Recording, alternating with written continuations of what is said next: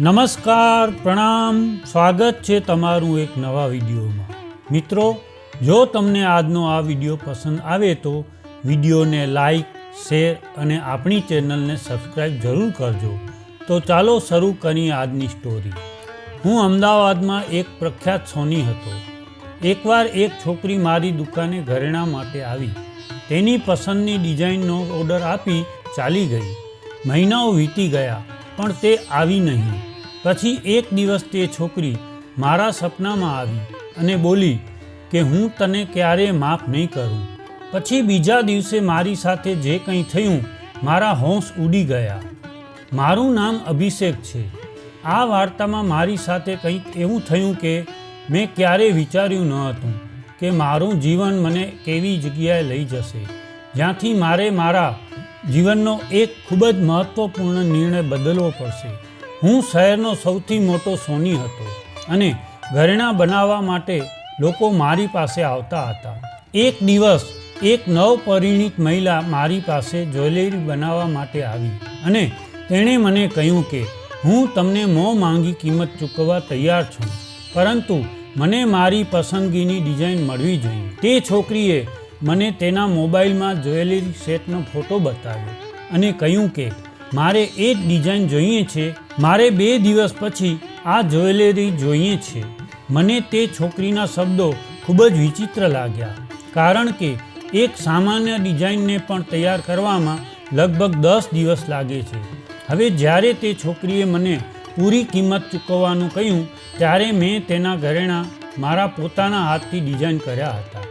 મને આખી રાત ઊંઘ પણ ન આવી, પરંતુ જ્યારે હું સૂતો ત્યારે મેં એક વિચિત્ર સ્વપ્ન જોયું, જેનાથી હું ડરી ગયો.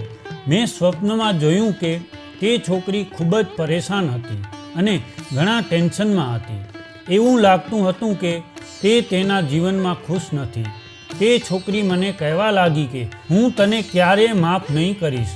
તે મારી સાથે ઘણું ખોટું કર્યું છે. હું ગભરાઈને જાગી ગયો અને ત્યારથી મને સવાર સુધી ઊંઘ ન આવી.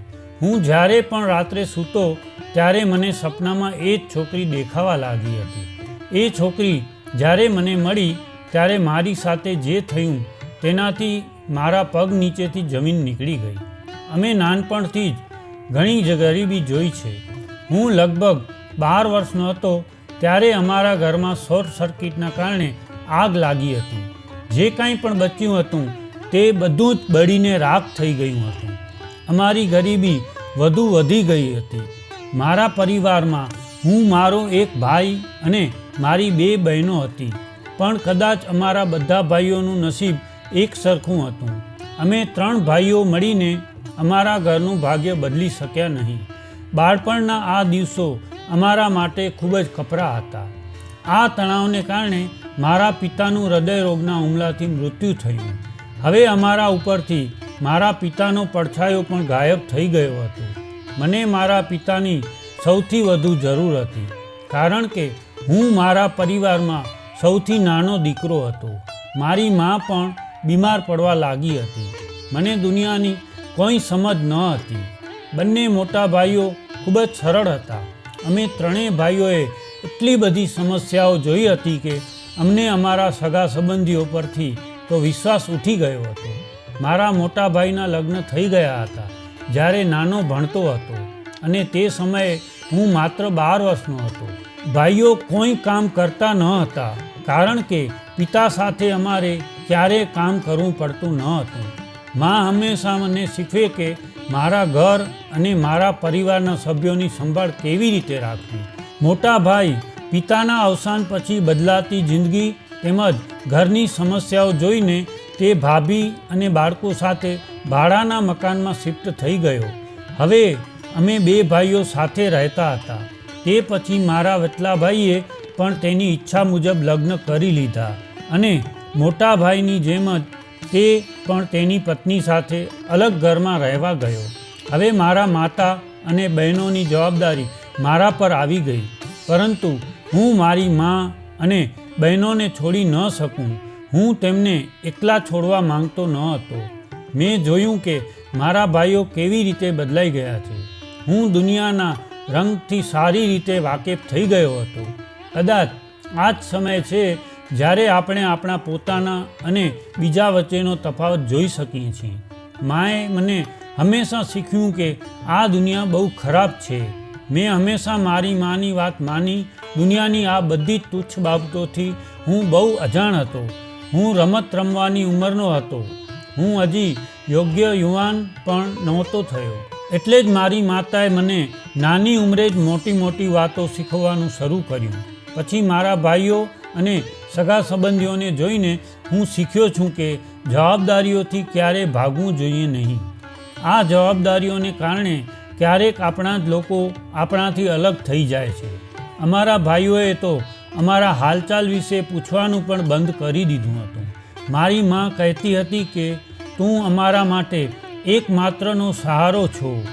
માં અને બહેનોએ મારા ભાઈઓ પાસેથી કંઈ પણ અપેક્ષા રાખવાનું છોડી દીધું હતું. પરંતુ મારા પિતાનો પરિવાર ઘણો મોટો હતો, પણ ધીમે ધીમે બધા અલગ થવા લાગ્યા. મારી માતાના પિતાનું ઘર પણ ઘણું મોટું હતું, પરંતુ જ્યારે અમારા પર ગરીબી અને દુઃખના પાળ પડ્યા ત્યારે મારા પિતાના અકસ્માત પછી અને મારા ભાઈ અને ભાભીએ ઘર છોડ્યા પછી મારી માના પિતાનો પરિવાર પણ અમને છોડીને ચાલ્યો ગયો. અમને અમારા હાલચાલ વિશે પણ પૂછ્યું નહીં. અમને કોઈએ પૂછ્યું નહીં કે અમે કઈ સ્થિતિમાં પસાર થઈ રહ્યા છીએ. મારી મોટી બહેન સીવણકામ કરતી અને મારી નાની બહેન બાળકોને ટ્યુશન આપવા લાગી. આ રીતે મારો ઘરનો ખર્ચ નીકળવા લાગ્યો. હવે હું પણ આ રીતે રહી શકતો ન હતો. તેથી મેં એક નાનકડી કોસ્મેટિકની દુકાન ખોલી. હું અભ્યાસમાં ખૂબ જ સારો હતો. મારા પિતાનું સપનું હતું કે હું ભણું અને તેમનું નામ રોશન કરું. હવે મારા શિક્ષણના પૈસા આ રીતે પૂરા પાડી શકાય તેમ ન હતું. તેથી મેં થોડા પૈસા બચાવ્યા અને કેટલીક કોસ્મેટિક વસ્તુઓ મારા ઘરમાં રાખી અને સાથે તેને વેચવાનું શરૂ કર્યું. મારા પિતાનું સપનું પૂરું કરવા હું દિલથી ભણવા માંગતો હતો, પરંતુ ફીના પૈસા ન હોવાથી મેં મારું ભણવાનું છોડી દીધું હતું. પરંતુ અમારા સંજોગો એવા ન હતા કે હું ભણી શકું. મારે ભણવું હતું અને આગળ વધવું હતું. હવે કદાચ આ જ ભાગ્ય મારા માટે લખેલું હતું. જ્યારે હું કોસ્મેટિકની દુકાન પર બેસતો ત્યારે મારી રોજની કમાણી 200 રૂપિયાથી વધુ ન હતી, કારણ કે અમે જ્યાં રહેતા હતા ત્યાંની મહિલાઓ મોટા ભાગે બ્રાન્ડેડ વસ્તુનો ઉપયોગ કરતી હતી અને હું ફક્ત લોકલ સામાન જ લાવતો. આથી મારો સામાન વધારે વેચાતો ન હતો. હવે જીવન આમ જ ચાલતું હતું. મારો સમય આ દુકાનમાં જ પસાર થતો હતો. હું આખો દિવસ ફ્રી રહેતો. ક્યારેક કોઈ લેડીઝ આવીને ખરીદી કરતી. પપ્પા સાથે વિતાવેલી પળો મને બહુ યાદ આવવા લાગી. હું હંમેશા વિચારતો હતો કે કોણ જાણે ક્યારે આપણું નસીબ બદલાશે. અમારી ગરીબીને કારણે અમારા બધા સગાઓ અમારાથી દૂર હતા. અમને કોઈ ગણતું ન હતું, કારણ કે આજકાલ ફક્ત પૈસાનો જમાનો. જેની પાસે પૈસા તેને લોકો બોલાવે છે અને તેના હાલચાલ પણ પૂછે છે. બીજી તરફ મારા બંને ભાઈઓનું જીવન સારું ચાલતું હતું, કારણ કે તેઓ પોતાના પૈસા કમાતા હતા અને પરિવારનો ખર્ચ કરતા હતા. પરંતુ શું તે તેની મા અને બહેનોને અને ભાઈને ભૂલી ગયા હશે? મારી માતાને મારી પાસેથી ઘણી અપેક્ષાઓ હતી. તેણીને ખબર ન હતી કે એક દિવસ તેના બંને પુત્રો એટલા બદલાઈ જશે કે તેઓ ક્યારેય તેમના પરિવાર તરફ પાછું વળીને જોશે નહીં. પપ્પા સામે મોટેથી બોલવાની પણ મારા ભાઈઓમાં હિંમત ન હતી, પણ આજે બંને પોતાના પરિવારથી અલગ રહેવા લાગ્યા હતા. અમે કેવી રીતે જીવીએ છીએ તેની તેમને ચિંતા ન હતી. આ સમયે અમારા માટે ખૂબ જ ખરાબ હતો. મારી બહેનોની પણ રડતી હાલત હતી, કારણ કે બંને ખૂબ જ મહેનત કરતી છતાં ઘરનો ખર્ચ પૂરો થતો ન હતો. જ્યારે હું કામ શોધવા માટે બહાર ગયો હતો ત્યારે મારી ઉંમરને ધ્યાનમાં રાખીને મને કામ આપવામાં આવતું ન હતું. હવે અમારું જીવવું ખૂબ જ મુશ્કેલ બની ગયું હતું. કેટલાક દિવસો આમ જ પસાર થઈ રહ્યા હતા અને ઘરનો ખર્ચ પણ ખૂબ જ મુશ્કેલીથી ચાલી રહ્યા હતા. અત્યારે મારે કંઈક કરવાની જરૂર હતી. મારા એક મિત્રના પિતાજીની જ્વેલરીની દુકાન હતી. હું તેમની દુકાને ગયો અને મેં તેમને ખૂબ વિનંતી કરી કે મને નોકરી પર રાખો. ભલે તમે મને ઓછા પૈસા આપો તો પણ સારું રહેશે, કારણ કે કોઈ કામ ન મળવા કરતાં ઓછું કામ મેળવવું સારું હતું. હમણાં માટે મારા મિત્રના પિતાએ મને સામાન લઈ જવા અને લાવવા માટે રાખ્યો હતો. એ મારો પહેલો દિવસ હતો જ્યારે હું પહેલીવાર કામ કરવા માટે ઘરની બહાર આવ્યો હતો. તે દિવસે મારી તેમજ મારી માતા અને બહેનોની આંખોમાં આંસુ હતા. જ્યારે હું કામ માટે જઈ રહ્યો હતો ત્યારે તે મને ગળે લગાડીને રડી રહ્યા હતા. હું મારા આંસુને કાબૂમાં રાખવાની કોશિશ કરી રહ્યો હતો કે મારા પિતાનું સ્વપ્ન પૂરું ન થઈ શક્યું. હું મહાન વ્યક્તિ બની શકીશ નહીં. મારી પાસે ભણવા માટે પૈસા નથી. હું ભણતર વગર અમીર કેવી રીતે બની શકું, જ્યારે કોઈ મને નોકરી આપવા પણ તૈયાર નથી. અને અત્યારે મને આ નોકરી ઘણી મુશ્કેલીથી મળી છે. હું સખત મહેનત કરીશ અને મારા ઘરની સ્થિતિ સુધારીશ. આજે પપ્પાની સાથે મારું સપનું પણ ચકનાચૂર થઈ ગયું. મારી નાનપણથી કરેલી બધી મહેનત વ્યર્થ ગઈ. મારો મિત્ર હજી ભણતો હતો અને હું તેના પિતાની દુકાને કામ કરવા જતો હતો. હવે મારે અહીંથી શરૂઆત કરવાની હતી, જેના વિશે મને કોઈ જાણકારી ન હતી કે મને ખબર ન હતી કે આ ઉંમરે મારે કઈ સમસ્યાઓનો સામનો કરવો પડશે. જ્યારે હું જ્વેલરી શોપ પર જતો ત્યારે મને માત્ર અમુક વસ્તુઓ લાવવાનું કે લઈ જવાનું કામ સોંપવામાં આવતું. બાકીનો સમય હું ફ્રી હતો. ત્યાંના માલિક મને રોજના 300 રૂપિયા આપતા. હું એ જ પૈસા લાવીને મારી માના હાથ પર મૂકતો અને મારી મા તેનાથી ઘરનો ખર્ચ કરવા લાગી. આમ દિવસો પસાર થતા રહ્યા. મને જ્વેલરી શોપમાં કામ કરતા 6 વર્ષ થઈ ગયા હતા. મારી દુકાનમાં જ્વેલરી ડિઝાઇન પણ થતું હતું અને હું તેને ધ્યાનથી જોતો હતો. હું દરેક વ્યક્તિના કામને મારા મગજમાં રાખતો હતો. મારું જીવન આ રીતે પસાર થઈ રહ્યું હતું. ધીમે ધીમે બધા કામ મારા મગજમાં હું લઈ રહ્યો હતો અને બધું સમજી રહ્યો હતો. હવે મને રોજના 1000 રૂપિયા આપતા હતા અને હું 18 વર્ષનો થઈ ગયો હતો. પછી એક દિવસ દુકાનનો માલિક ખૂબ જ ચિંતિત દેખાઈ રહ્યો હતો, કારણ કે જ્વેલરીની દુકાનને લઈને માલિકને ઘણી ફરિયાદો આવવા લાગી હતી. માર્કેટમાં ફેન્સી વસ્તુઓની માંગ હતી અને અમારી દુકાન પર જ્વેલરી ડિઝાઇન ખૂબ જ જૂના પ્રકારની બની રહી હતી. એક દિવસ મેં માલિકને આગ્રહ કર્યો કે હું જ્વેલરી ડિઝાઇન તૈયાર કરીશ. માલિકે મારી વાત માની નહીં. તેણે મને ડિઝાઇન બનાવવાની મનાઈ કરી, પણ મેં જાતે જ મારી ઈચ્છા મુજબ એક જ્વેલરી સેટ બનાવ્યો અને પછી તે ડિઝાઇન મને ખૂબ જ ગમી. મેં ખૂબ જ મહેનત કરી અને ત્યારબાદ મેં મારી નવી ડિઝાઇન બનાવી અને માલકીનને બતાવી. માલકીનને મારું કામ ખૂબ જ ગમવા લાગ્યું. એ જ રીતે ધીમે ધીમે માલિક મારાથી ખુશ થયો અને મારો પગાર વધાર્યો. અમારા ઘરની પરિસ્થિતિ સારી થઈ રહી હતી. હું ખૂબ જ મહેનત કરતો હતો અને મારો પગાર દૈનિક વેતનથી વધવા લાગ્યો હતો. હવે મારી બહેનોને પણ કામ કરવાની જરૂર ન હતી. 2 બહેનોના લગ્ન કર્યા. હવે જ્યારે પણ હું ઘરે આવતો ત્યારે મારી મા મને જોઈને ખૂબ ખુશ થતી. મારો બધો થાક દૂર થઈ જતો. એવું લાગતું મારી બધી મહેનત સાર્થક થઈ ગઈ. ઘણા વર્ષોથી આજે એ જ કામથી મારા ઘરની સ્થિતિ સુધરી હતી. માલિકની તબિયત બગડવા લાગી હતી અને તેણે દુકાનનું તમામ કામ મારા ખંભા પર મૂકી દીધું હતું.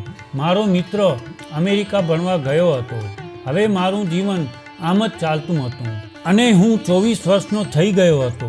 મારી બંને બહેનો પણ પોતપોતાના સાસરિયામાં ખૂબ ખુશ હતી. 12થી 24 વર્ષની આ સફર ખૂબ જ મહેનતની હતી. એક દિવસ અચાનક માલિકનું અવસાન થયું. મારો મિત્ર માલિકનો એકમાત્ર પુત્ર હતો. તેની મા પણ આ દુનિયામાં ન હતી. મારો મિત્ર આવીને તેના પિતાની દુકાન સંભાળવા લાગ્યો. મેં પણ થોડા પૈસા ભેગા કર્યા અને એક દુકાન ભાડે રાખી અને તેમાં મારી પોતાની અલગ જ્વેલરીની દુકાન ખોલી. મેં મારી દુકાનમાં મારા દ્વારા બનાવેલી જ્વેલરીનું વેચવાનું શરૂ કર્યું. મારી જ્વેલરીની દુકાન એટલી ફેમસ થઈ ગઈ કે લોકો ઘરેણાંનો ઓર્ડર આપવા માટે દૂર દૂરથી મારી પાસે આવવા લાગ્યા.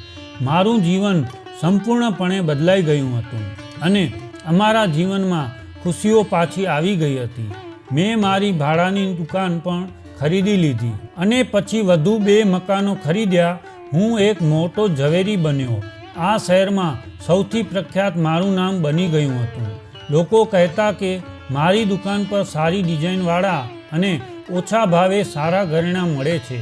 હવે મેં સાદી જ્વેલરીનું કામ છોડીને હેવી જ્વેલરી બનાવવાનું શરૂ કર્યું છે. કારણ કે લગ્નની સિઝનમાં મોટાભાગે દુલ્હનના ઘરેણાંની ડિમાન્ડ રહેતી હતી. મેં સાધારણ અને ભારે બંને પ્રકારની જ્વેલરી બનાવવાનું શરૂ કર્યું. મારા આ કામમાં મને ઘણો નફો થતો હતો. લોકો ઓર્ડર પર બનાવેલી જ્વેલરી મેળવતા હતા અને પૂરી કિંમત ચૂકવીને જતા હતા. મારા કામની તો દૂર દૂર સુધી ચર્ચા થવા લાગી. લાખો કરોડો રૂપિયાના કપડાં ખરીદતી અમીર પરિવારની મહિલાઓ પણ લગ્ન કે ફંક્શનમાં પહેરવા માટે જ્વેલરી ખરીદવા મારી પાસે આવી જતી. મારો ધંધો વધતો ગયો. અમારા ખરાબ દિવસો પણ પૂરા થઈ ગયા. મારા પિતાનું ભણવાનું સપનું તો પૂરું ન થઈ શક્યું, પણ એક સપનું હતું જે મેં પૂરું કર્યું. મારા પિતા ઈચ્છતા હતા કે હું એક સફળ વ્યક્તિ બનું, નામ પ્રખ્યાત કરું, મારા પોતાના પગ પર ઊભો રહી શકું. આવું એટલા માટે થયું કારણ કે હું એક સફળ વ્યક્તિ બન્યો. ઘરે કોઈ વસ્તુની કમી ન હતી. મોટી કંપનીઓએ મારો સંપર્ક કર્યો અને મારા દ્વારા બનાવેલા ઘરેણાં તે કંપનીઓને સપ્લાય થવા લાગ્યા. હવે મેં જ્વેલરીનો મોટો શોરૂમ પણ ખોલ્યો છે અને 2-3 શહેરોમાં મારા શોરૂમની જુદી જુદી શાખાઓ પણ બનાવી છે. મેં મારી સાથે ઘણા લોકોને પણ કામે રાખ્યા હતા. હું માત્ર ડિઝાઇનિંગ જ કરતો હતો અને બાકીનું કામ મારા કર્મચારીઓ સંભાળતા હતા. જ્યારે પણ દિવાળી, હોળી કે અન્ય કોઈ તહેવાર આવે ત્યારે મારા શોરૂમમાં 24 કલાક ગ્રાહકોની ભીડ રહેતી. હવે મારી પાસે એટલા પૈસા હતા કે હું દરેક તહેવાર પર મારી બહેનોના ઘરે ઘણો સામાન મોકલતો હતો. મારી બહેનો જેઓ તેમના સાસરિયાના ઘરે ખૂબ જ આદર સાથે રહેતી હતી, તેઓ હવે ખૂબ ખુશ રહેવા લાગ્યા કારણ કે તેઓને તેમના પરિવારમાં વધુ માન મળવા લાગ્યું. મારા ભાઈઓ પણ અમારા ઘરે આવવા લાગ્યા હતા, પરંતુ મેં મારા ભાઈઓને કંઈ કહ્યું નહીં કારણ કે તે મારા ભાઈ હોવા ઉપરાંત મારી માતાના પુત્રો પણ હતા. તેઓ અમારા ઘરે આવતા હતા. ભલે ગમે તે હોય, મારું હૃદય હવે ખૂબ જ હળવું હતું. જે ખુશી હું મારી મા અને બહેનોને આપવા માંગતો હતો, હવે તેઓને પણ એ ખુશી મળવા લાગી. પણ હવે મારી મા ઈચ્છતી હતી કે હું લગ્ન કરી લઉં. મા હવે હંમેશા મારા લગ્ન કરવાનો આગ્રહ રાખતી હતી, પણ હું લગ્ન કરવા માંગતો નહોતો. મારો ઈરાદો મારું કામ આગળ લઈ જવાનો હતો. પણ માએ કહ્યું, હું તારા માટે એક છોકરી શોધી લઈશ. તું મને છોકરી શોધવાની પરવાનગી આપ. પરંતુ હું હજી મારા કામમાં આગળ જવા માંગતો હતો, તેથી દરેક વખતે હું ના પાડી દેતો હતો. એક દિવસ મારી માતા મારી સાથે ખૂબ જ જિદ્દી થઈ ગઈ અને તે રડવા લાગી. તેણે કહ્યું કે હવે હું આ ઘરમાં એકલી રહેવા લાગી છું. મારી દીકરીઓના લગ્ન પણ થઈ ગયા છે. હું મારી મોટી વહુને આ ઘરમાં લાવવા નથી માંગતી કારણ કે તેઓએ મુશ્કેલીના સમયમાં અમારી મદદ કરી નથી. તેણે અમને સાથ આપ્યો નથી. હવે તેમનાથી દૂર રહેવું વધુ સારું છે. હવે મારે મારા સૌથી નાના અને સૌથી વહાલા પુત્રના લગ્ન જોવા છે. માએ મને જે કહ્યું તે સાંભળીને મારા પગ નીચેથી જમીન નીકળી ગઈ. હું મારું આખું જીવન એકલો વિતાવી શકીશ નહીં, પણ હું આ કેવી રીતે સ્વીકાર કરું? હું એવા લોકો સાથે કોઈ સંબંધ રાખવા માંગતો ન હતો જેણે મુશ્કેલીના સમયે અમારો સાથ ન આપ્યો. માએ કહ્યું કે તારી મોટી ભાભીને પણ એક નાની બહેન છે જે તારા જેટલી જ ઉંમરની છે. તારા મોટા ભાઈના લગ્ન થયા ત્યારે તારા પિતાએ તારી ભાભીની નાની બહેન સાથે તારો સંબંધ નક્કી કર્યો હતો. તારી ભાભી અને તેના માતા પિતા ઈચ્છે છે કે હવે તારી ભાભીની નાની બહેન સાથે લગ્ન કરી લેવા જોઈએ. પણ હું આ સંબંધ માટે તૈયાર ન હતો કારણ કે ભાભીએ મારા ભાઈને મારાથી અલગ કર્યો હતો. જો ભાભીની નાની બહેન અમારા ઘરે આવે તો તે મારી માને પણ મારાથી અલગ રાખશે. મેં મારી માતાને કહ્યું કે માં, તે બાળપણની વાત હતી અને તે બાળપણ સાથે સમાપ્ત થઈ ગઈ. હું મારા ભાઈ અને ભાભીને આજ સુધી માફ કરી શક્યો નથી, તો પછી હું તેમની બહેનને મારી પત્ની કેવી રીતે બનાવી શકું? માએ કહ્યું, દીકરા, આ સંબંધ તારા પિતાએ નક્કી કર્યો છે, કારણ કે તે તારી ભાભી અને તેની નાની બહેન બંનેને પસંદ કરતા હતા. કારણ કે તારી ભાભીની નાની બહેન તારા જેટલી જ ઉંમરની હતી. ત્યારે તારા પિતાએ આ સંબંધ નક્કી કર્યો હતો કે એ છોકરી બહુ સુંદર તો નથી, પણ બહુ હોશિયાર છે. એને તારા પપ્પા સામે કંઈક એવું કર્યું હતું જેનું ડહાપણ જોઈને તારા પિતાએ સંબંધ નક્કી કરી લીધો હતો. મેં મારી માને કહ્યું કે ગમે તે હોય, હું ત્યાં લગ્ન નહીં કરું. જે સ્ત્રીએ મારા ભાઈને તેના પરિવારથી અલગ કર્યો તેની બહેન સાથે હું ક્યારેય લગ્ન કરી શકતો નથી. મારી ભાભીએ અત્યાર સુધી મને આ વિશે કશું કહ્યું નહીં, કારણ કે કદાચ તે અમારી ગરીબી હતી અને અમે અમીર બન્યા ત્યારથી ભાભીએ તેની બહેનના સંબંધ વિશે જણાવવાનું શરૂ કર્યું. પરંતુ હું આ લગ્ન માટે તૈયાર ન હતો. મારા ના પાડવાને કારણે મારી માએ મારી ભાભીને સંબંધ રાખવાની ના પાડી દીધી હતી. આ બહુ જૂની ઘટના હતી. તેના વિશે મને કંઈ ખબર ન હતી. મને એટલી જ ખબર હતી કે તે છોકરી બીજે ક્યાંક લગ્ન કરવા માંગે છે. હવે જ્યારે અમારા ઘરના સંજોગો બદલાઈ ગયા હતા, ત્યારે મારી ભાભીના પિતાનો પરિવાર અને ભાભી તેમની બહેનને મારી સાથે પરણાવવા માંગતા હતા. પરંતુ આ વખતે મેં લગ્ન કરવાની ના પાડી દીધી. ત્યારે મારી માતાએ અન્ય જગ્યાએ મારા સંબંધ નક્કી કર્યા. માં તે છોકરીને જોઈ હતી. માને એ છોકરી ગમી ગઈ હતી. હું જૂની વાતો ભૂલી જવા માંગતો હતો અને હું ભૂલી ગયો હતો. એક દિવસ હું મારી દુકાને બેઠો હતો. અચાનક એક છોકરી મારી દુકાન પર આવી. તે છોકરી એક સુંદર અને સ્માર્ટ છોકરા સાથે મારી દુકાને આવી. જોકે મને આ કામ કરતાં કેટલા વર્ષો થઈ ગયા. આજ સુધી મેં કોઈ છોકરી તરફ ધ્યાન આપ્યું ન હતું, પણ ખબર નહીં કેમ આ છોકરી મને વિચિત્ર લાગી અને હું તેની સામેથી નજર હટાવી શક્યો નહીં. અચાનક તે છોકરીએ મને કહ્યું કે અમે તમારી પાસે ઓર્ડર આપવા આવ્યા છીએ. મારી નજર ફરી તે છોકરી તરફ ગઈ. ખબર નહીં કેમ હું મારી નજર તે છોકરી તરફ ખસેડવા તૈયાર ન હતો.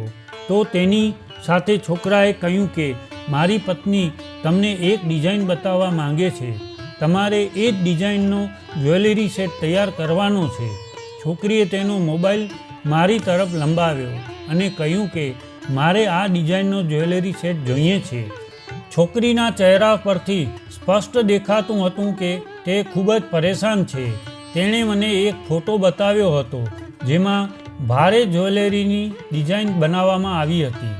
આ છોકરો ખૂબ જ સ્માર્ટ અને હેન્ડસમ હતો, છતાં છોકરીનો મૂડ સારો ન હતો અને એવું લાગી રહ્યું હતું જાણે તે તેની સાથે લગ્ન કરવા માંગતી ન હોય.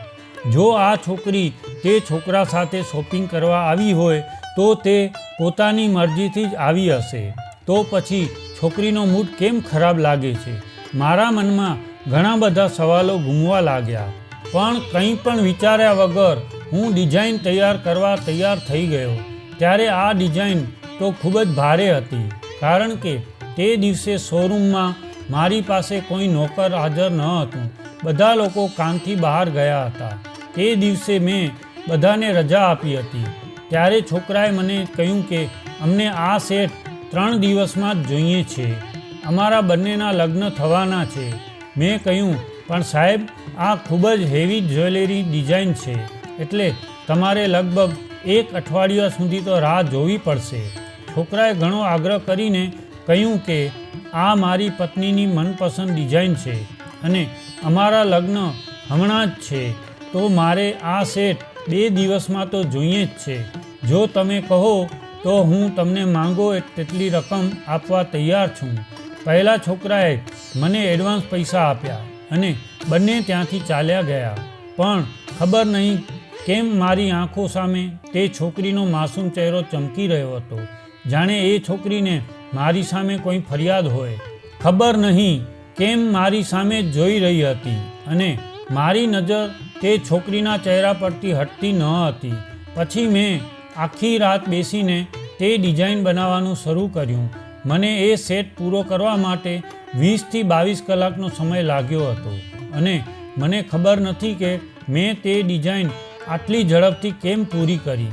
મેં આટલી ઝડપી હેવી ડિઝાઇન આ પહેલાં ક્યારેય નથી બનાવી. કદાચ આ છોકરી ખૂબ જ નસીબદાર હશે, એટલે જ મારા હાથ આટલી ઝડપથી ચાલવા લાગ્યા. અને એ સમયે મને ફરી એ જ વાત યાદ આવી ગઈ કે તેણીનો તો મૂડ આટલો ખરાબ કેમ હતો. તેનો તો પતિ સુંદર અને હેન્ડસમ હોવા છતાં મને ખબર નથી કે તેનો મૂડ કેમ સારો ન હતો. અને પછી તે છોકરો માત્ર સુંદર જ નહીં પણ ધનવાન પણ હતો. તે તેને તેની પસંદગીના ઘરેણાં આપતો હતો. તેમ છતાં મને તેના મૂડ વિશે વિચારીને અફસોસ થયો. ખબર નહીં કેમ તો આટલી ઉદાસ હતી. હું લાંબા સમય સુધી મારી દુકાન પર ચૂપચાપ બેસી રહ્યો. પછી મેં મારી જાતને સમજાવવાનું શરૂ કર્યું કે તે ફક્ત મારી ગ્રાહક છે અને હું મારા ગ્રાહક વિશે કેમ આટલું વિચારું, હું તેના વિશે કેમ આટલો ચિંતિત થાઉં. તે પછી મારા ઘરે આવ્યો. સવારનો સમય હતો. મેં આખી રાત જાગીને વિતાવી હતી, તેથી હવે મને ઊંઘ આવી રહી હતી અને હું ખૂબ થાકી ગયો હતો. તેથી હું સીધો મારા રૂમમાં ગયો અને સૂઈ ગયો. પણ મને ઊંઘ્યાને હજુ 10 મિનિટ થઈ હતી કે અચાનક મને એક સ્વપ્ન આવ્યું અને તે છોકરી મને સપનામાં આવી અને કહેતી હતી કે હું તને ઓળખું છું, હું હજી પણ તને યાદ કરું છું. આ બધું જોઈને મને ઊંઘમાં મોટો આંચકો લાગ્યો. હું ગભરાઈને ઊભો થયો અને વિચારવા લાગ્યો કે આ છોકરી સાથે મારે શું સંબંધ છે. મેં તે છોકરી માટે ઓર્ડર તૈયાર કર્યો, પણ મને ખબર નથી કે તે છોકરીને મારી સાથે આટલી ફરિયાદ કેમ છે અને તે મને કેવી રીતે ઓળખે છે. ખૂબ જ પરેશાન થઈ ગયો અને પછી મેં વિચાર્યું કે ક્યારેક એવું પણ બને છે કે આપણે જે કંઈ પણ આપણા મનમાં રાખીએ છીએ તે આપણા સપનામાં પણ આવવા લાગે છે. આ બધું વિચારીને હું હળવાશ અનુભવવા લાગ્યો અને તે પછી હું ફરીથી સૂઈ ગયો. હું સૂતો હતો ત્યાં આખો દિવસ પસાર થઈ ગયો અને રાત થઈ ગઈ. હવે દુકાન બંધ કરવાનો સમય હતો અને મારા કામદારોએ દુકાન બંધ કરી દીધી હશે. આ બધું વિચારીને હું ઘરે જ રહી ગયો. પછી બીજા દિવસે જ્યારે હું દુકાને ગયો ત્યારે આખો દિવસ તે છોકરીની રાહ જોતો રહ્યો કે આજે તે આવશે. તેનો પતિ આ જ્વેલરી સેટ ખરીદવા ચોક્કસ આવશે, કારણ કે તે છોકરાના કહેવા મુજબ મને ખબર હતી કે આજે બંનેના લગ્ન છે. છોકરાએ મને એડવાન્સ પેમેન્ટ આપી દીધું હતું અને ચાલ્યો ગયો હતો. મેં આખો દિવસ રાહ જોઈ પણ કોઈ જ્વેલરી સેટ લેવા આવ્યું ન હતું. હું એ વિચારીને ચિંતિત હતો કે ખબર નહીં એવું શું કારણ હશે કે કોઈ જ્વેલરી સેટ લેવા ન આવ્યું. અને પછી હજુ 2-3 દિવસ વીતી ગયા અને ઘણા મહિનાઓ વીતી ગયા. હજુ સુધી કોઈ જ્વેલરી સેટ લેવા આવ્યું નથી. મેં ખૂબ જ રાહ જોઈ અને મેં હજી પણ તે ઘરેણાં તેના માટે રાખ્યા હતા. લગભગ 3 મહિના જેટલો સમય વીતી ગયો હતો. મારા ઘરે મારા લગ્નની તૈયારીઓ શરૂ થઈ ગઈ હતી. માં હવે મારા લગ્ન વહેલી તકે કરાવવા માંગતી હતી, કારણ કે મારો સંબંધ નક્કી થઈ ગયો હતો અને આ છોકરીના પરિવારને લગ્નની ઉતાવળ હતી અને કોઈ પણ રીતે હવે મોડું કરવાનું કોઈ કારણ ન હતું. તેથી મેં પણ લગ્નની હા પાડી. છોકરીના પરિવાર તરફથી લગ્નની તારીખ પણ આવી ગઈ હતી, પણ મારી માં અમારા બધા સંબંધીઓને મારા લગ્નમાં બોલાવવા માંગતી હતી. મેં આ નિર્ણય પોતાની માં પર છોડી દીધો હતો કે તે જેને ઈચ્છે તેને બોલાવી શકે છે.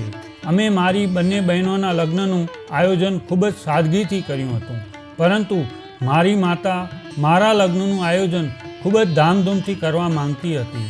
તેથી તે શક્ય તેટલા લોકોને આમંત્રિત કરવા માંગતી હતી. મારા લગ્ન માટે ભાઈ અને ભાભી પણ 1 મહિના અગાઉ આવી ગયા હતા, પણ કોઈક રીતે મને લાગ્યું કે મારી ભાભીનો મૂડ બહુ ખરાબ છે. માએ ભાઈ અને ભાભીને આમંત્રણ આપ્યું હતું, તેથી મારી માં ખુશ હતી. તેથી હું ચૂપ રહ્યો. હું મારી માતાની ખુશીને ઠેસ પહોંચાડવા માંગતો ન હતો, પરંતુ મારી માએ કહેલી એક વાત મને ઘણો આઘાત આપ્યો. તેથી તે શક્ય તેટલા લોકોને આમંત્રિત કરવા માંગતી હતી, પરંતુ મારી માએ કહેલી એક વાત મને ઘણો આઘાત આપ્યો. માએ કહ્યું હતું કે તું મારી સાથે તારા ભાઈના સાસરે આમંત્રણ આપવા આવજે, કારણ કે અમે તારો નાનપણનો જ તેની દીકરી સાથેનો સંબંધ ખતમ કરી નાખ્યો છે. તેથી કદાચ તેના દિલમાં આપણા પ્રત્યે ઘણો ધિક્કાર હશે. જો આપણે તેમના ઘરે જઈએ તો તેઓ કદાચ બધું બરાબર થઈ જાય. પરંતુ હું મારી મા સાથે ત્યાં જવા તૈયાર ન હતો. મેં મારી માને અને ભાભીને તેના માતા પિતાના ઘરે આમંત્રણ આપવા જવા માટે કહ્યું, પરંતુ હું કોઈ પણ સંજોગોમાં ભાભીની માતાના ઘરે જવા માંગતો ન હતો, કારણ કે મેં વાત પણ કરી નથી. જ્યારે મેં સ્પષ્ટપણે ના પાડી ત્યારે મા અને મારી ભાભી આમંત્રણ કાર્ડ સાથે તેમના માતા પિતાના ઘરે ગયા અને તેઓએ આનંદથી આમંત્રણ સ્વીકાર્યું. મને લાગ્યું કે જ્યારે સમય બદલાય છે ત્યારે પહેલાં સંબંધીઓ બદલાય છે, પછી સમય સારો હોય કે ખરાબ, સંબંધીઓનું વર્તન પણ સંજોગો પ્રમાણે બદલાય છે. અમારા ઘરમાં લગ્નનો માહોલ હતો. મારી બહેનો મારા લગ્નથી ખૂબ ખુશ હતી. સંબંધીઓ આવતા જતા હતા. હું દિવસમાં મોટા ભાગે મારી દુકાન પર જ રહેતો અને રાત્રે જ ઘરે આવતો. આ દિવસોમાં લગ્નની સિઝન ચાલી રહી હતી, તેથી દુકાનમાં પણ ભીડ જામવા લાગી. અચાનક મારે કોઈ કામ માટે ઘરે આવવું પડ્યું. પછી મેં જોયું કે ત્યાં એક અમારા ઘરમાં બેઠેલી છોકરીઓનું આખું જૂથ હતું. એ બધા મારી બહેનના મિત્રો અને કેટલીક બહેનો હતી. મારી બંને બહેનોએ તેમના મિત્રોને આમંત્રણ આપ્યું અને તેમના મિત્રોની બહેનો અને નજીકના વિસ્તારની છોકરીઓને પણ આમંત્રણ આપવામાં આવ્યું હતું. મને જોતાની સાથે જ તેઓએ મને અભિનંદન આપવાનું શરૂ કર્યું. પરંતુ અચાનક જ મારી નજર એક છોકરી પર પડી જે એક બાજુ બેઠેલી હતી અને એકદમ મૌન દેખાતી હતી. પહેલાં તો મારું ધ્યાન આ છોકરી તરફ ન ગયું, પણ જ્યારે મારી મોટી બહેને પહેલી છોકરીને કહ્યું કે આવીને અમારી સાથે મજા કર, તું અહીં આવી છે ત્યારથી તું અહીં એકલી બેઠી છે, આવ અને અમારી સાથે મજા કર, ત્યારે મારું ધ્યાન તેના તરફ ગયું અને હું છોકરી તરફ ગયો. પણ મેં તેને જોતાં જ મારા પગ નીચેથી જમીન નીકળી ગઈ અને મને મારી આંખો પર વિશ્વાસ ન આવ્યો. મેં જોયું કે આ તો એ જ છોકરી હતી જેણે મને જ્વેલરી સેટ બનાવવાનો ઓર્ડર આપ્યો હતો અને હજુ સુધી તેનો સેટ લેવા આવી ન હતી. આ છોકરીનો ઉદાસ ચહેરો લાંબા સમય સુધી મારી નજર છોડી રહ્યો ન હતો.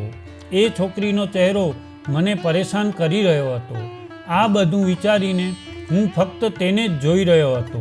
પછી અચાનક તે છોકરીની નજર પણ મારા પર પડી. મને લાગ્યું કે તે મને અવગણવાનો પ્રયત્ન કરી રહી છે. હું પણ તરત જ મારા રૂમમાં ગયો અને કોઈની સાથે વાત ન કરી અને તે છોકરીને કોઈ પણ પ્રશ્નોનો જવાબ આપવાનું યોગ્ય ન માન્યું. પણ હવે મારા મનમાં તે છોકરીના વિચારો ઘૂમવા લાગ્યા. મને ખબર નથી કે તે શા માટે મારા સપનામાં આવી હતી અને તે મને કેમ ફરિયાદ કરી રહી હતી. અને સૌથી મહત્ત્વની વાત એ છે કે તેણીએ મારી પાસેથી તેનો જ્વેલરીનો સેટ કેમ લીધો નથી, કેમ કે તેણીએ પોતાના માટે તે ઘરેણાંનો સેટ ખાસ તૈયાર કર્યો હતો જે તેણી તેના લગ્નમાં પહેરવા માંગતી હતી. તેના ભાવિ પતિએ મને એડવાન્સ પેમેન્ટ પણ આપી દીધું હતું અને ચાલ્યો ગયો હતો. આ બધા પ્રશ્નોના જવાબો હું મારા મનમાં વિચારી રહ્યો હતો કે કદાચ તેને બીજે ક્યાંકથી બનાવેલો જ્વેલરી સેટ લીધો હશે. તેને જ્વેલરી સેટ ઝડપથી જોઈતો હશે, આથી તેણે કદાચ મારા દ્વારા બનાવેલા જ્વેલરી સેટની રાહ જોઈ નહીં અને કદાચ બીજી જગ્યાએથી ખરીદી લીધો હશે. અને સૌથી નવાઈની વાત તો એ હતી કે પહેલી છોકરી અમારા ઘરમાં શું કરી રહી હતી અને આજે પણ તે આટલી પરેશાન કેમ હતી. અને આ બધું જાણીને હું ખૂબ જ બેચેન થઈ રહ્યો હતો. પણ હું એટલો બેચેન થતો હતો તેનું કારણ સમજાતું નહોતું. તે છોકરી સાથે મારું એક એવું કેવું જોડાણ હતું કે હું તેના માટે આટલો બેચેન થઈ રહ્યો હતો. કદાચ તેણે મારા સપનામાં જે કંઈ એ કહ્યું તે મને ખૂબ જ પરેશાન કરતું હતું. મેં લાંબા સમય સુધી તેને તેનો જ્વેલરી સેટ આપવાનું વિચાર્યું, કારણ કે હું તેના ઘરેણાંનો સેટ મારા ઘરે લાવ્યો હતો, પરંતુ મારામાં તે છોકરી સાથે વાત કરવાની હિંમત ન હતી. હું તે છોકરી સાથે વાત કરવા માંગતો હતો, પણ હું તેની સાથે કેવી રીતે વાત કરી શકું? મારા ઘરે ઘણા બધા લોકો હાજર હતા. અચાનક મને પર્સનલ કોલ આવ્યો. હું મારો કોલ એટેન્ડ કરવા મારા રૂમમાં ગયો, પણ કોલમાંથી ફ્રી થઈને જ્યારે હું બહાર આવ્યો ત્યારે તે છોકરી ગાયબ થઈ ગઈ. હું તેને મારા ઘરમાં ક્યાંય જોઈ શકતો ન હતો.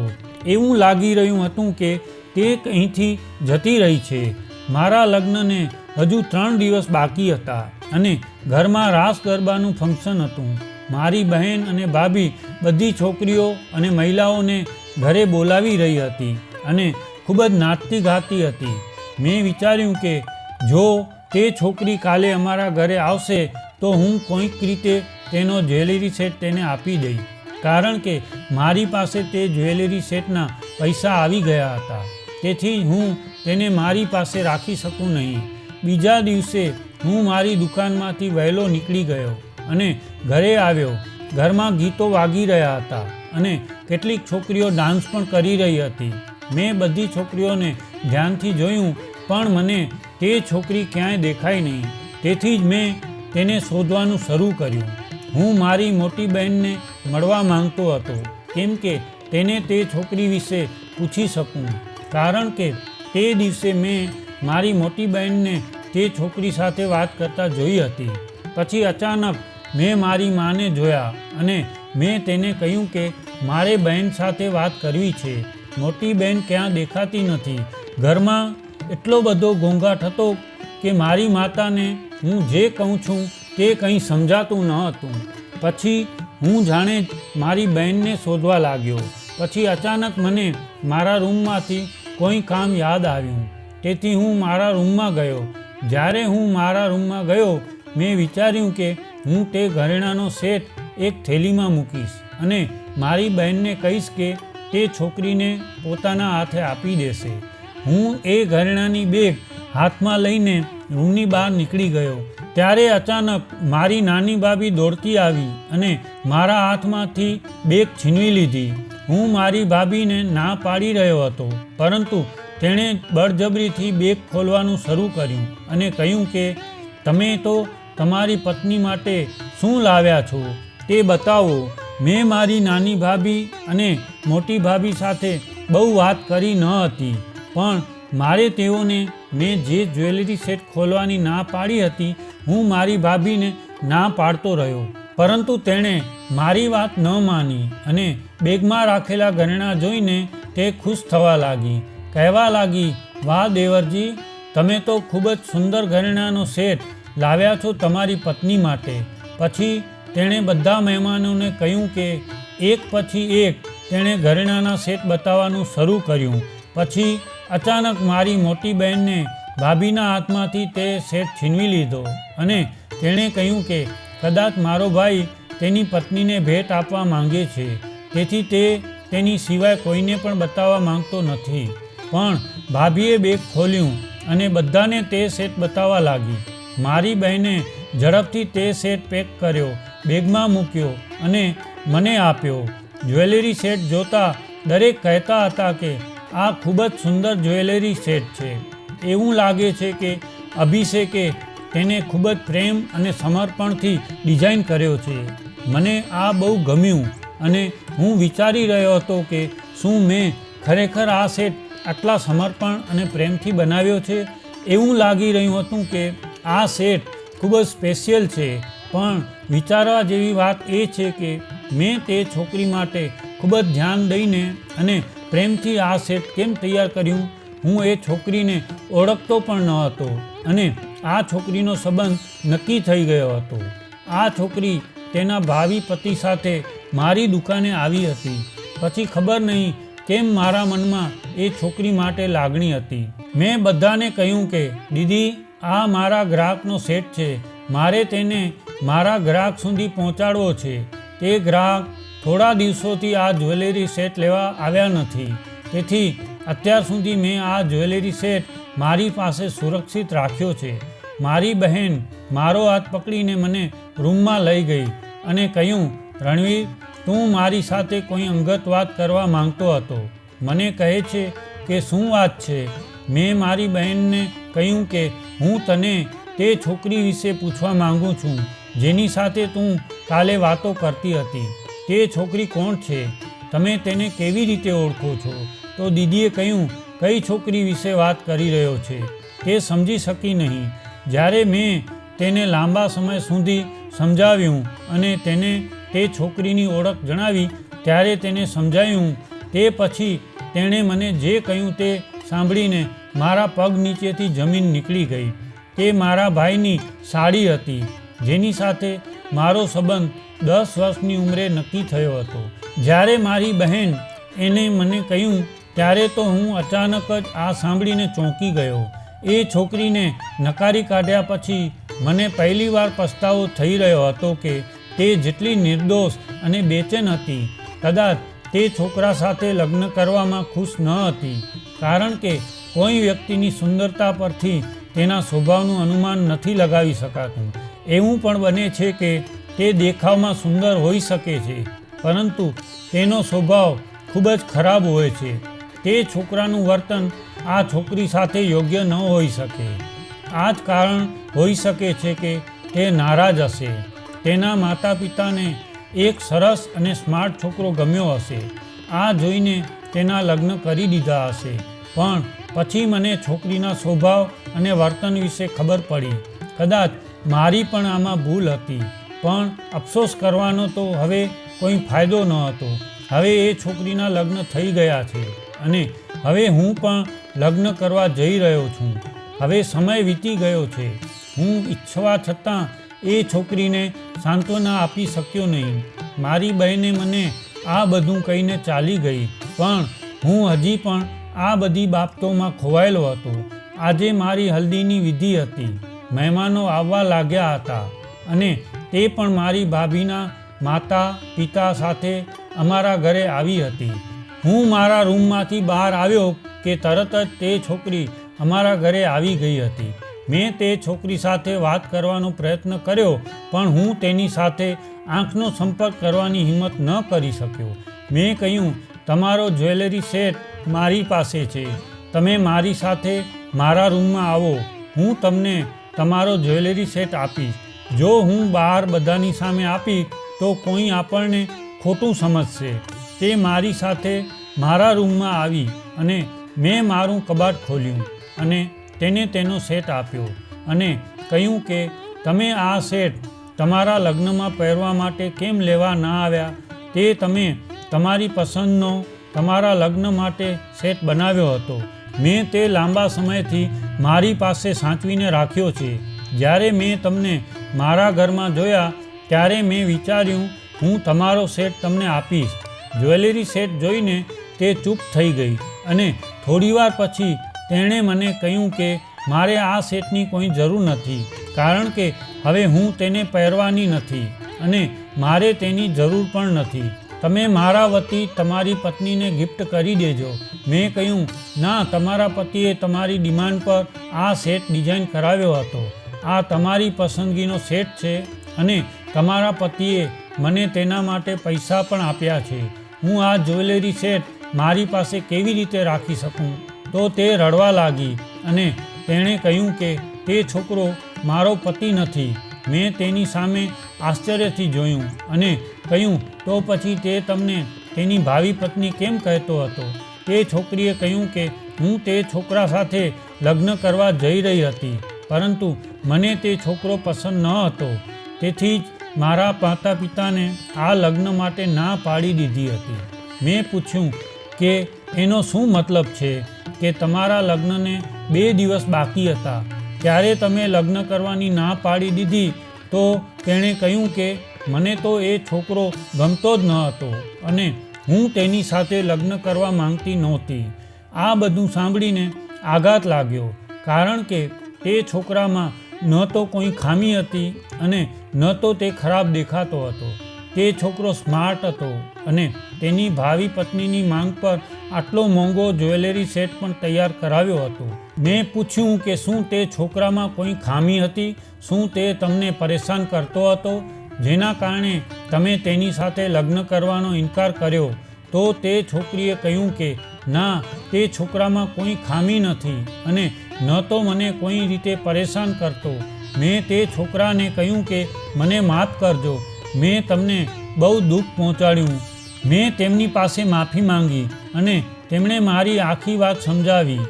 હું તે છોકરા સાથે લગ્ન કરવા માંગતી ન હતી, કોઈ બીજા સાથે લગ્ન કરવા માંગુ છું. મેં કહ્યું તો પછી તમે તમારા માતા પિતાને તે છોકરા વિશે જણાવો. તો તેણે કહ્યું કે મારે હવે કોઈ સાથે લગ્ન કરવા નથી, હું મારી આખી જિંદગી આમ જ વિતાવીશ.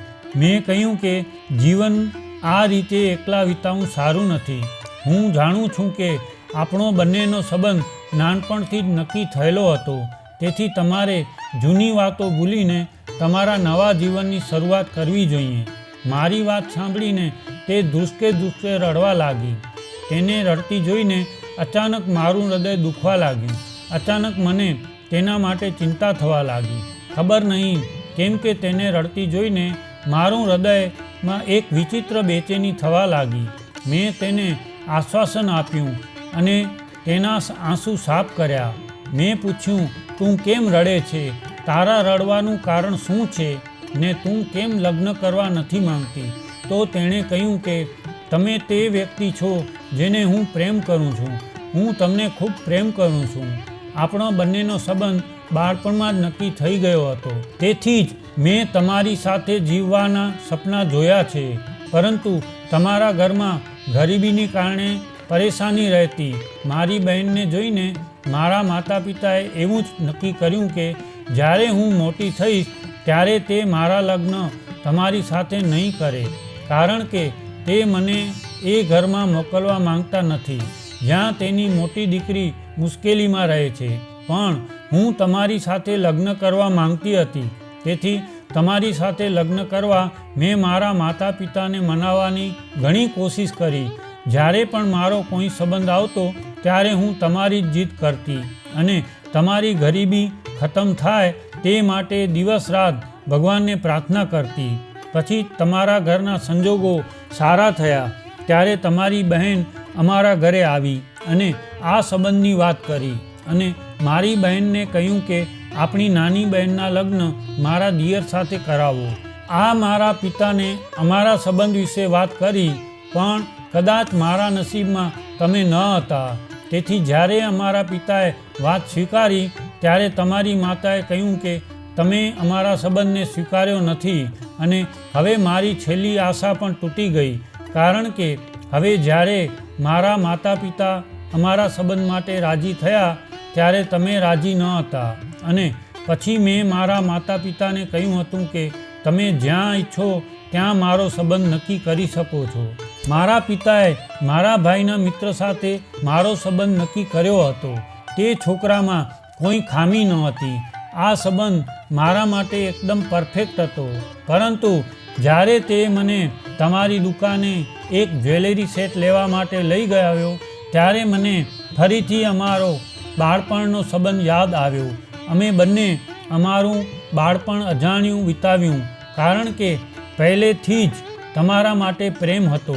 પરંતુ જ્યારે મારા લગ્નનો સમય આવ્યો ત્યારે મેં આ લગ્ન કરવાની મનાઈ કરી અને કહ્યું કે મને એ છોકરો ગમતો નથી. મેં નક્કી કર્યું હતું કે જ્યાં સુધી તમે લગ્ન નહીં કરો ત્યાં સુધી હું ક્યાંય લગ્ન નહીં કરું, કારણ કે જ્યાં સુધી તમે લગ્ન નહીં કરો ત્યાં સુધી મને એક આશા છે. તમે હજી લગ્ન કર્યા નથી, પરંતુ જ્યારે તમે લગ્ન કરશો તે પછી હું પણ લગ્ન કરી લઈશ. તે છોકરીની વાત સાંભળીને મને નવાઈ લાગી કે તે મને એટલો પ્રેમ કરે છે. તેણે મારા કરતાં હજારો ગણા છોકરાઓમાં દોષ શોધીને મારી સાથે લગ્ન કરવાની જીદ કરી ને મારી ભાભીનો ગુસ્સો તેના પર કાઢી નાખ્યો. તે બિચારી માસૂમ છોકરી હતી. મેં ક્યારેય તેના વિશે વિચાર્યું ન હતું કે તેનો બાળપણનો પ્રેમ તેના હૃદયમાં જીવે છે. ને તેનો હાથ પકડીને કહ્યું કે હું હજી પરણ્યો નથી, હું તારી અપેક્ષાઓ પૂરી કરવા માંગુ છું, હું તમારી સાથે લગ્ન કરવા માંગુ છું. શું તમે મારી સાથે લગ્ન કરવા માંગો છો? પછી તેણે ચોંકીને મારી સામે જોયું અને કહ્યું કે હું તો તમને નાનપણથી જ પ્રેમ કરું છું, તો હું તમને લગ્નની ક્યારેય ના નહીં પાડીશ. શું તમે મારી સાથે લગ્ન કરવા માંગો છો? મેં કહ્યું કે હા, હું તમારી સાથે લગ્ન કરવા માંગુ છું. કૃપા કરીને મને માફ કરી દો. મારી પારિવારિક બાબતથી નારાજ થઈને તમારી સાથેનો સંબંધ ખતમ કરીને મારો ગુસ્સો કાઢી રહ્યો હતો. પરંતુ તે કહેવા લાગી કે તમે લગ્ન કરવા જઈ રહ્યા છો, તે છોકરી જે તમારી રાહ જોઈ રહી છે તેનું શું થશે? મેં કહ્યું તેની ચિંતા ન કરો, બધું મારા પર છોડી દો. હું ફક્ત તમારી સાથે લગ્ન કરવા માંગુ છું. તમે મારી સાથે લગ્ન કરવા માંગો છો અને અમે અમારા માતા પિતા દ્વારા બનાવેલા સંબંધોને સમાપ્ત કરીશું નહીં. મેં મારી માને કહ્યું કે મારે આ છોકરી સાથે લગ્ન કરવા છે. હું જ્યાં લગ્ન કરવાનો છું ત્યાંથી તેમને ના પાડી દો. મારો આ નિર્ણય સાંભળીને મારી માં ખૂબ ખુશ થઈ ગઈ અને મારી ભાભી પણ તેનાથી વધુ ખુશ થઈ ગઈ. અમારા ઘરના સંજોગો બદલવાના કારણે ભાભી પણ ઈચ્છતી હતી કે તેની બહેન મારી સાથે લગ્ન કરે. મારી માએ અને ભાભીએ ભેગા મળીને તે છોકરીના પરિવાર પાસે માફી માંગી અને ત્યારથી મારા સંબંધનો અંત આવ્યો. જે દિવસે મારા લગ્ન થવાના હતા અને જે મંડપમાં મારા લગ્ન થવાના હતા તે જ દિવસે મારા લગ્ન થયા. પણ જે છોકરી મને પ્રેમ કરતી હતી તેની સાથે મેં લગ્ન કર્યા. હવે હું મારી પત્ની સાથે ખૂબ જ ખુશ છું, કારણ કે મને એક એવી છોકરી મળી જે મને મારી સમૃદ્ધિ માટે પ્રેમ કરતી ન હતી, પણ બાળપણથી જ મને પ્રેમ કરતી હતી. મારી પત્ની મારા પ્રત્યે કોઈ લોભ કે સ્વાર્થ નથી રાખતી. જો તે લોભી હોત તો તેણે મારાથી વધુ અમીર છોકરાને ક્યારેય ના પાડી ન હોત. હું મારા પરિવાર સાથે ખૂબ જ ખુશ છું અને મારા ભાઈ અને ભાભી પણ અમારા ઘરમાં રહેવા લાગ્યા. હવે અમે બધા સાથે રહીએ છીએ અને મારો બિઝનેસ પણ ખૂબ જ સારો ચાલી રહ્યો છે. તો મિત્રો, આજનો આ વિડીયો તમને કેવો લાગ્યો કોમેન્ટમાં જરૂર કહેજો અને જો વિડીયો પસંદ આવ્યો હોય તો વિડીયોને લાઈક, શેર અને આપણી ચેનલને સબસ્ક્રાઈબ જરૂર કરજો. જય શ્રી કૃષ્ણ.